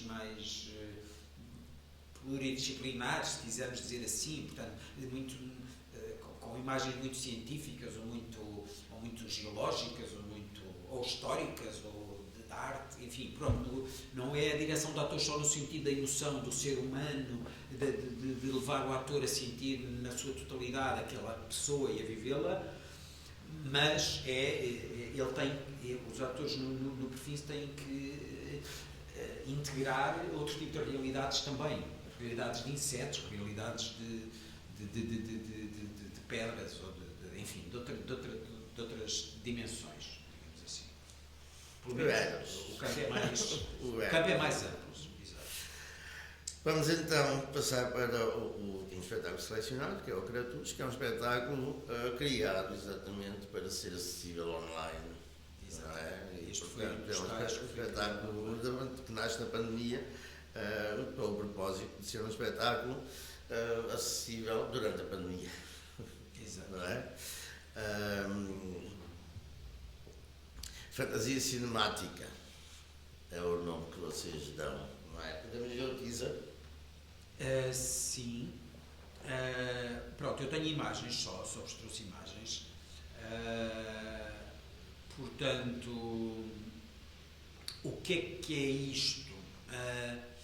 Isto é a filmagem de um corpo masculino nu, com alguns adereços, transformada pelo véu. Isto é um espetáculo do véu, todo ele é um espetáculo do véu. Portanto, ele filma o corpo e depois com adereços e depois vai para o computador e trabalha esta fantasia a partir de eixos de simetria e de duplicações, enfim, e de cromatismos trabalha uma sequência cinemática, não é? Sempre em movimento, de transformação durante uma hora com uma música, uma banda sonora especial. Portanto, o que nós vemos é um filme com uma transformação num corpo, que se percebe que é um corpo humano, mas também não é só um corpo humano, é um replicante, portanto já é uma variante mais adiante do hermafrodita, da questão do corpo sobre o corpo, mas que aqui inclui outros elementos e que, portanto, é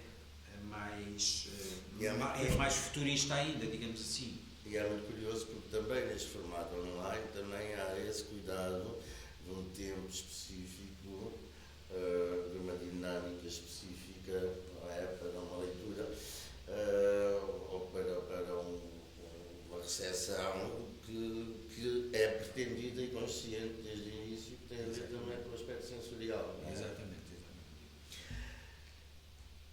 E era sobre, vocês aconselhavam a ver ao telemóvel ou ao tablet mais do que no computador, não exatamente. é? Exatamente.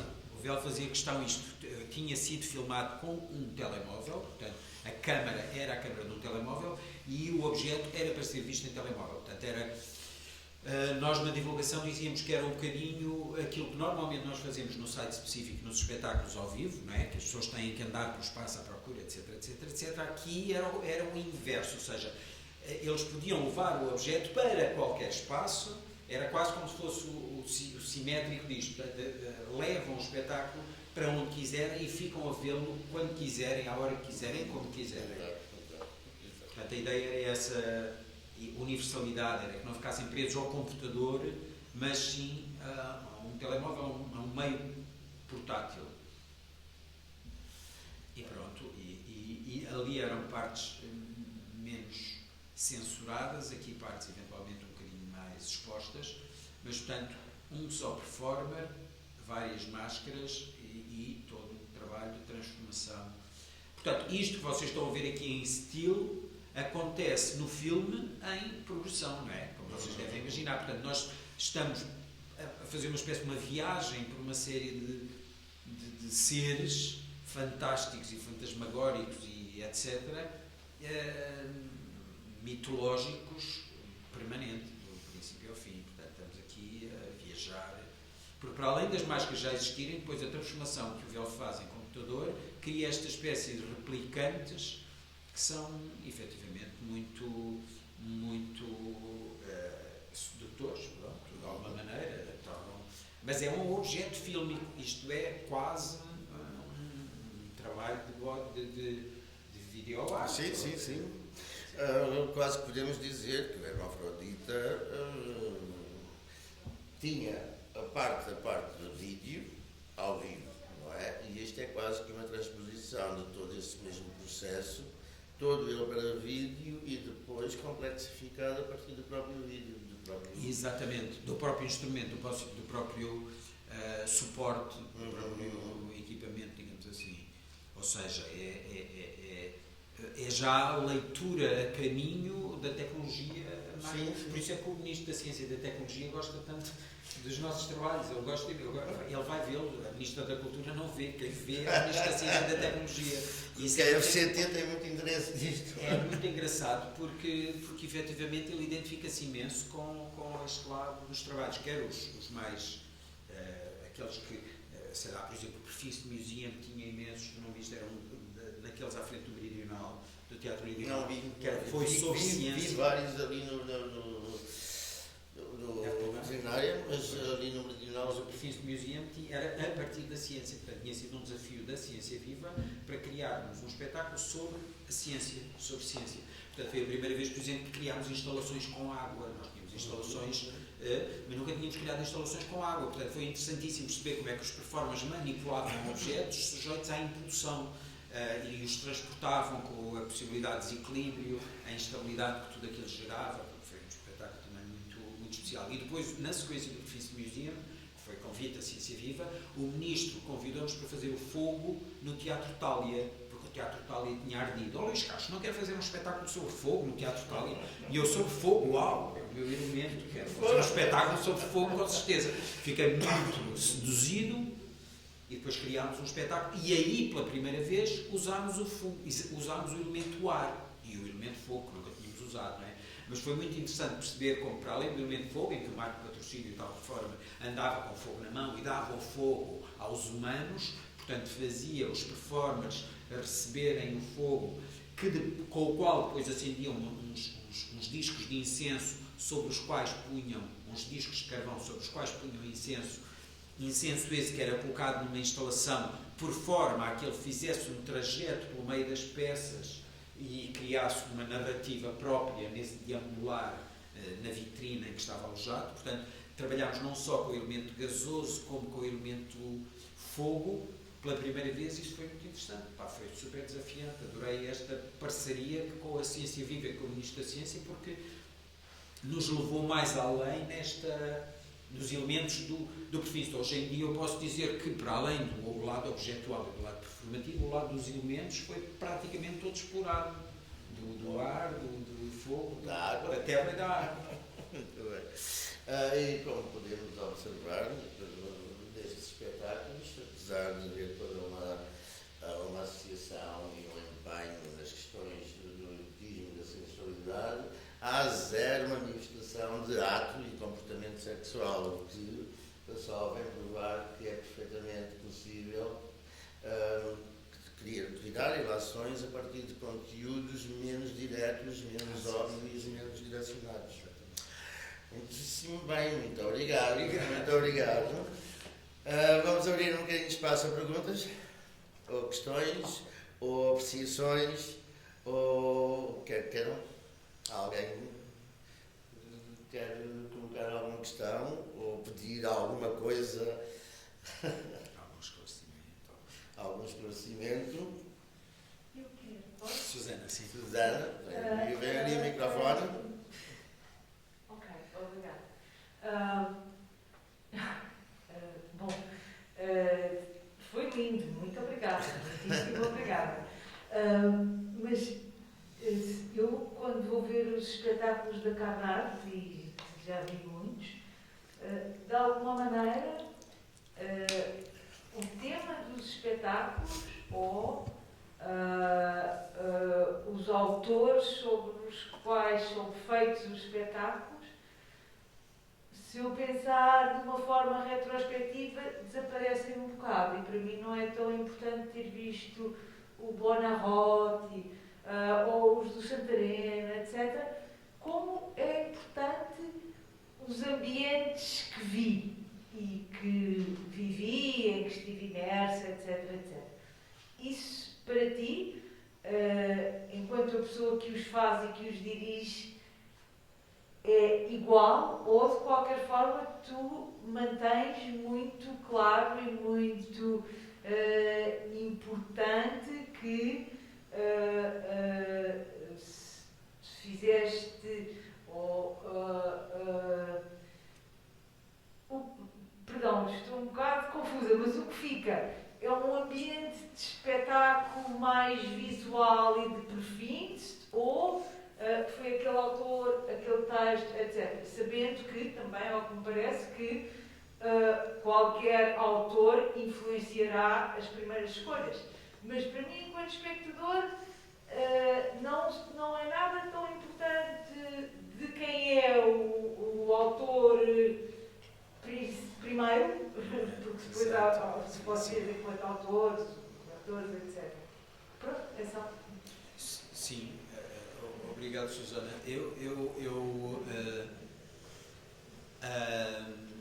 Efetivamente, o que pode ficar para o público é essa sensação.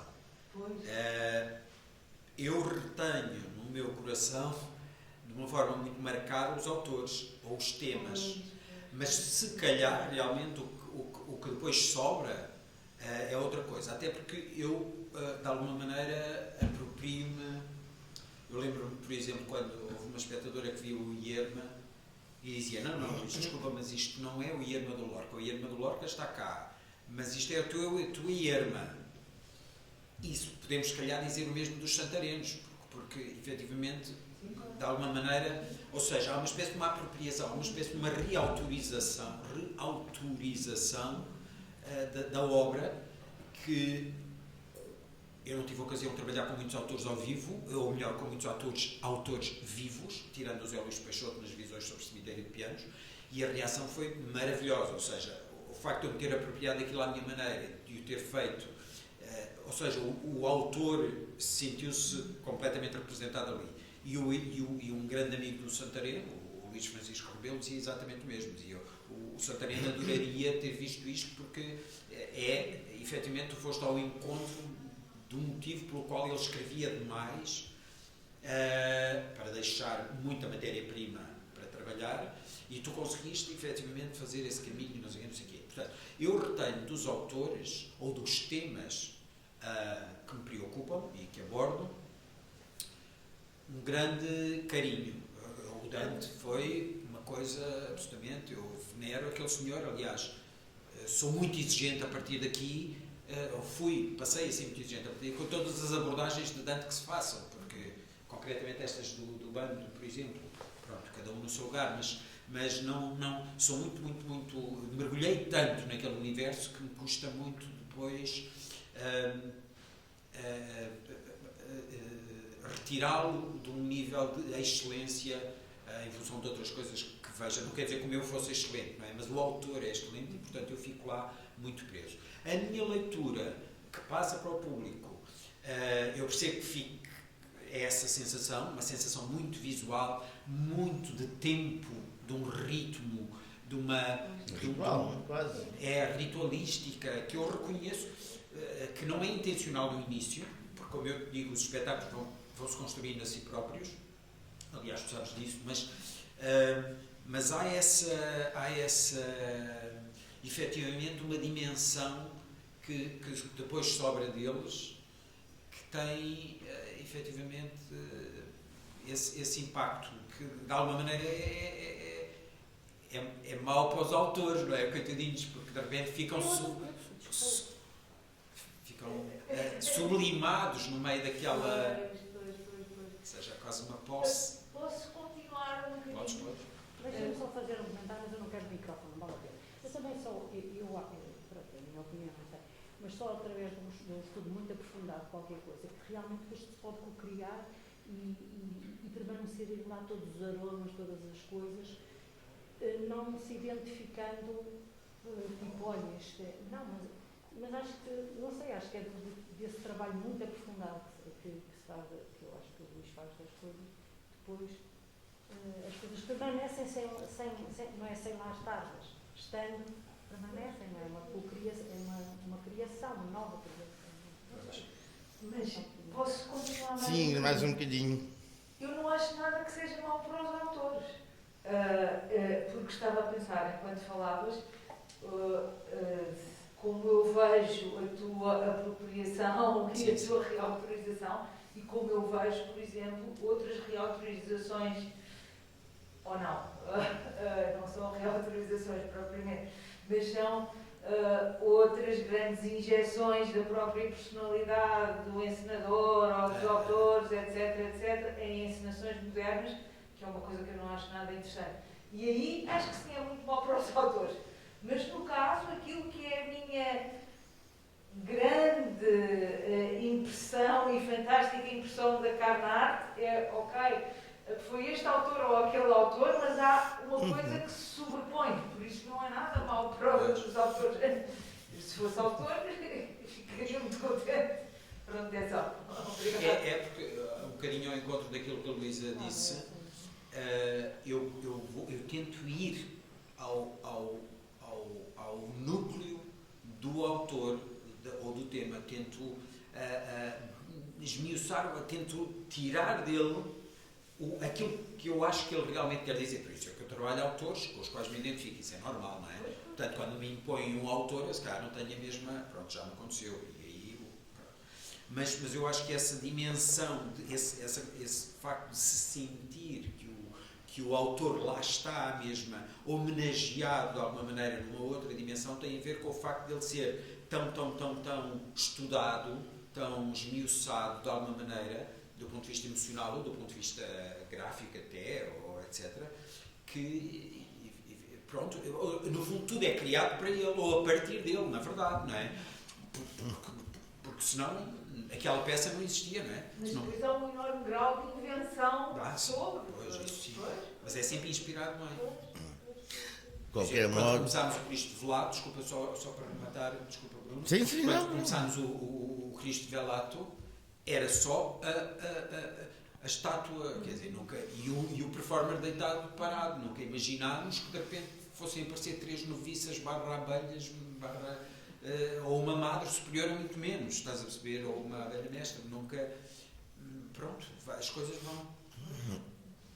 De qualquer modo, qualquer criador, à partida, quando sente fascínio por um tema pré-existente ou incluído numa obra, é porque aquilo lhe fala de algum modo e vai de encontro a temáticas que lhe interessam. E a partir daí, esse mesmo tema pode ser contornado, no sentido da apropriação, mas depois digerido e devolvido, para falar sobre o tema que participa exatamente do interesse do criador naquele momento específico.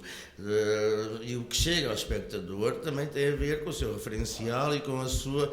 o modo como absorve aquela estética específica. No caso da Carne Arte, como se trata de uma experiência sempre muito sensorial, eu percebo o que a Susana está a dizer, apesar de tudo isto ser subjetivo e relativo a cada indivíduo, mesmo as outras leituras, as outras experiências e de outros criadores, a partir das mesmas obras de autores que se passeiam comumente entre os criadores que os utilizam, acaba por ser sempre a sua experiência e os seus interesses que estão ali em causa. Neste caso específico, há de facto aqui uma separação, porque eu percebo lindamente. O Buonarroti estava lá, mas houve uma altura, como eu te disse, eu às tantas deixei de ler aquilo que estava escrito e preferi estar a continuar a sentir fascínio por aquela anfitriã que também fazia uma coisa de uma contenção dificílima. Portanto, o resultado que chega ao espectador tem a ver com o seu referencial. Eu acredito que mesmo aqueles que eu pudesse dizer, vai ver aquele espetáculo, mas eu não conheço o autor, não interessa, eu não conheço a obra, não interessa, porque tu ali vais sentir coisas que te falarão através da tua experiência, do teu referencial. Portanto, eu acho que é neste sentido que, creio eu, que a Susana está a referir, que acaba por ser menos importante para o espectador o reconhecimento daquela obra específica, naquela vossa estética específica, porque de algum modo há uma experiência sensorial tão rica que acaba por valer por si. Não, e a questão do tema que tu falaste muito bem, porque quer dizer, eu quando pego nos autores ou em situações, pego nos temas, ou seja, nós costumamos dizer que o perfil tem essa função, a função de intervenção social, é atuar. Portanto, eu não me considero artista enquanto eu não posso olhar. Eu acho que a arte nunca se pode descolar da realidade, não é? E, portanto, tenho que falar sobre os temas que são fraturantes, que nos incomodam, enfim, sobre a sociedade, tenho que a fazer evoluir, não é? Tenho que refletir sobre ela e fazê-la evoluir. E, portanto, os temas são fundamentais. E, portanto, mesmo que o autor, por exemplo, no caso da homossexualidade, do santarismo, do pecado, mesmo que o autor não se sentisse tanto lá, o que o preocupava está lá. E isso está, porque também é uma preocupação minha, ou era, não é? Portanto, e quem diz isso diz o Lupano sobre as alterações climáticas. Portanto, as pessoas veem aquilo e percebem que é isso que é fundamental. É o tema, trouxeste o modo certo, porque é efetivamente o motivo principal, mais do que o autor, não sei, é aquilo que interessa, sobre que nos interessa refletir naquele momento histórico, específico, não sei o quê.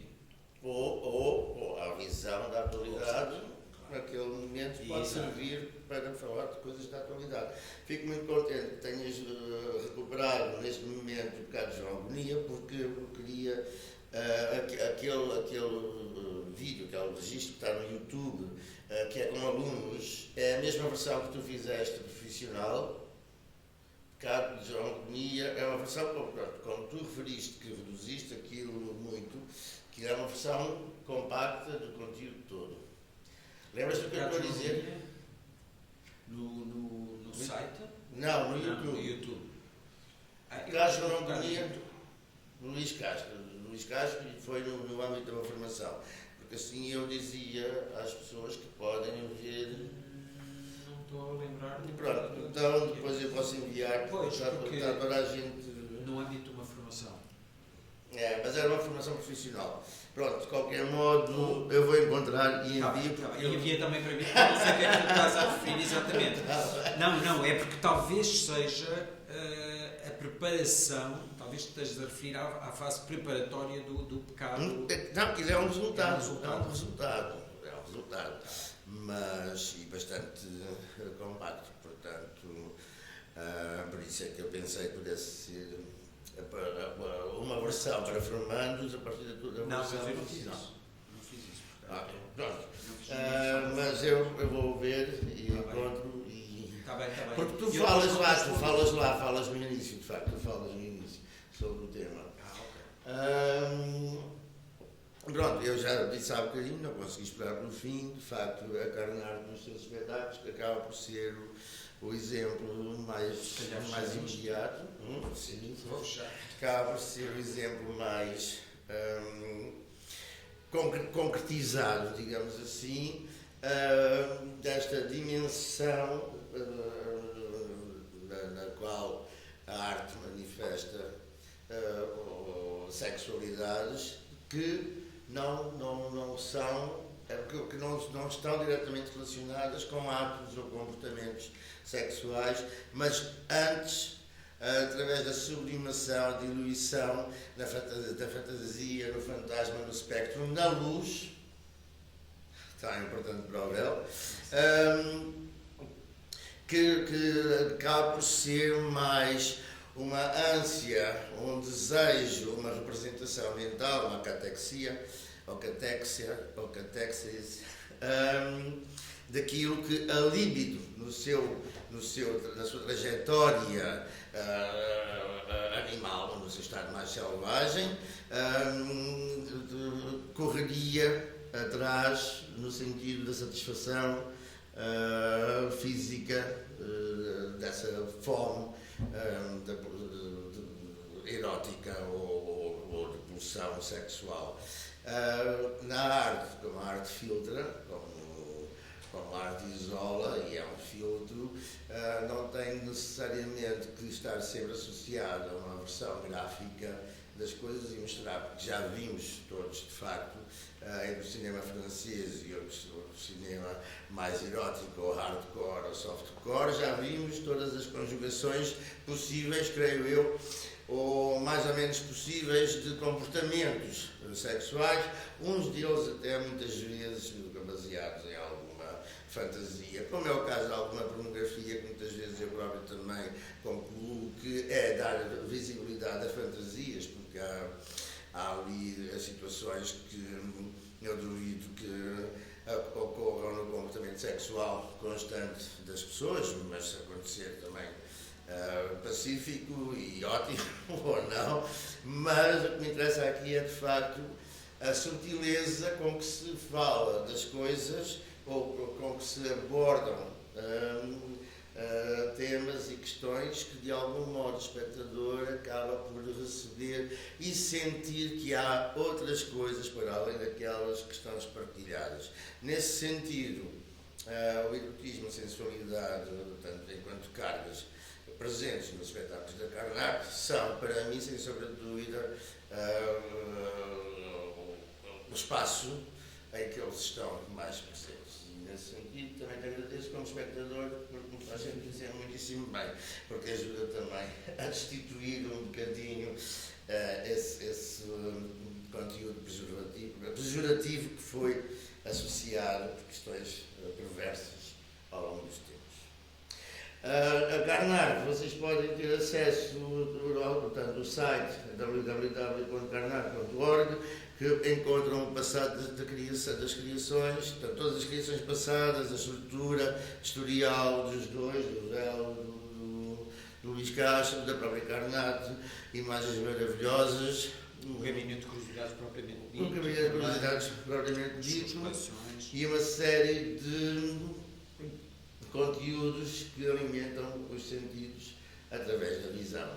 Muito obrigado. Obrigado também. A vocês também, muito obrigado. Ao Trindade, muito obrigado. António Pinto, muito obrigado. Ao Adriano Filipe e a todos os que tornaram estes 2 ciclos possíveis, porque de facto acaba por ser um caso bem sucedido. Muito obrigado.